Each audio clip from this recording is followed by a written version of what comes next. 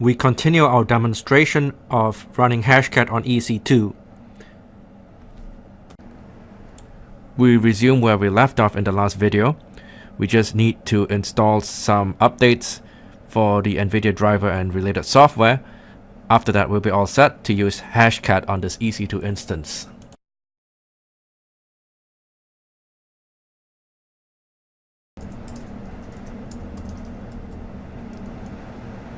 So we want to get the NVIDIA drivers installed. NVIDIA CUDA toolkit as well. Speeding up the video.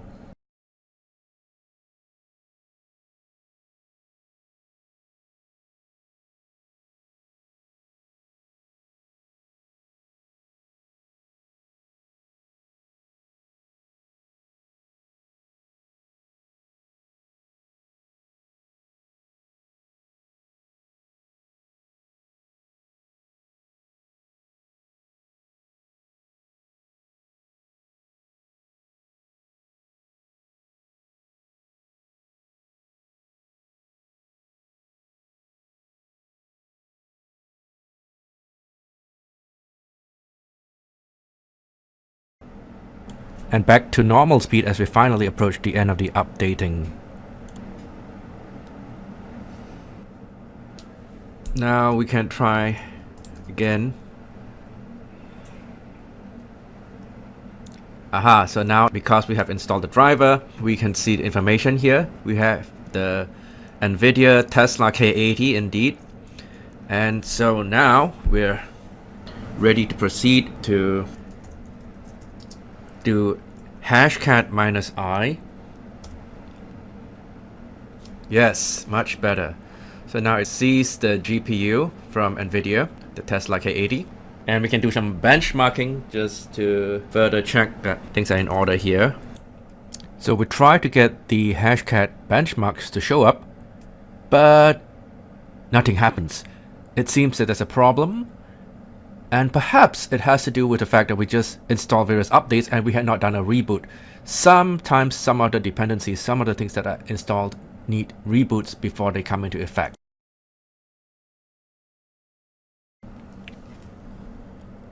Previously, we had updated the software on this ec2 instance, and the problem that we found was that when we were trying to do the hashcat benchmark, it just was hanging for a long time.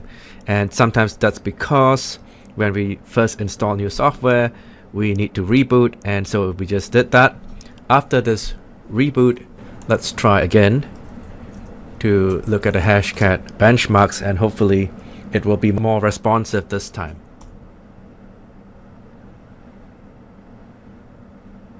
Yep. We already have gotten further than we got the last time. So it's running a bunch of different benchmarks.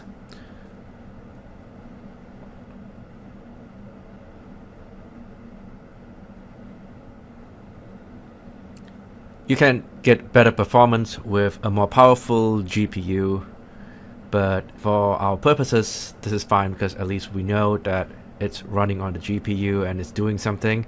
So then we can go ahead and try it on some real data and see for ourselves how much faster it is than running aircrack NG. Speeding up the video.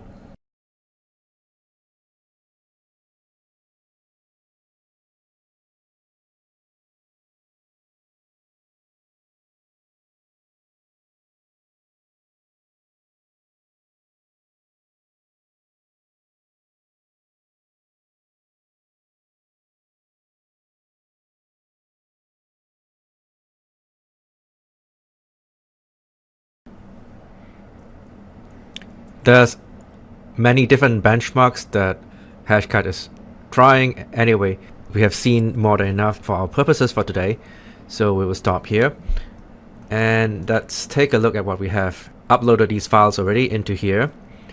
And so let's see how hashcat will perform on these files. So remember -M 2500 for WPA and WPA2. And then we first try test2 1 hashcat x with the dictionary rocku text. This was not even a challenge with ec2, so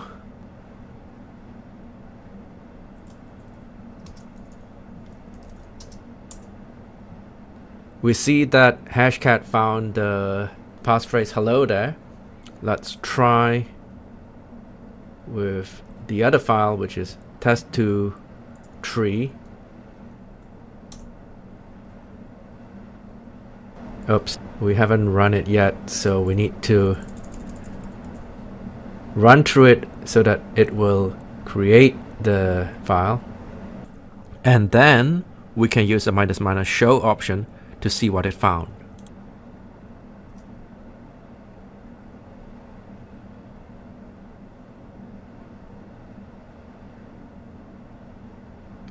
So this one is taking a bit longer.